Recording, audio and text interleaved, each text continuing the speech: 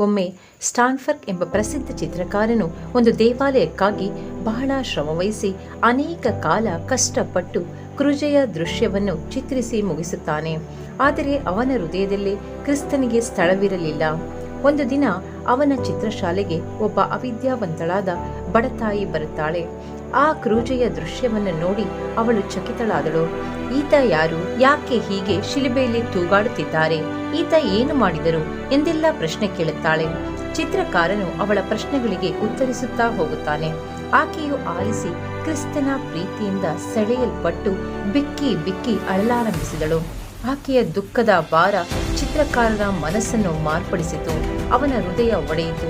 ತನ್ನ ಜೀವಿತವನ್ನೇ ಕ್ರಿಸ್ತನಿಗಾಗಿ ಒಪ್ಪಿಸಿಕೊಟ್ಟನು. ಕ್ರಿಸ್ತನ ಪ್ರೀತಿಯನ್ನು ಗ್ರಹಿಸದ ಅವನ ಹೃದಯದಲ್ಲಿ ವಿಶೇಷ ಮಾರ್ಪಾಟಾಯಿತು.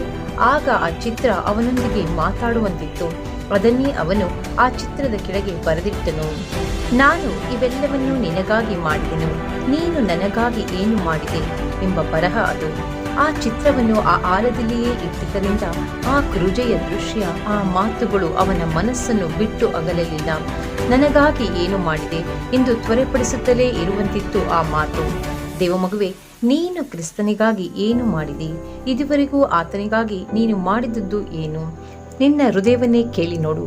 ಒಂದು ವೇಳೆ ನೀನು ಇದುವರೆಗೂ ಆತನನ್ನು ಪ್ರೀತಿಸಿಲ್ಲವಾದರೆ ಇನ್ನು ಮುಂದೆಯಾದರೂ ಆತನನ್ನು ಪ್ರೀತಿಸು, ಆತನ ಸೇವೆ ಮಾಡು.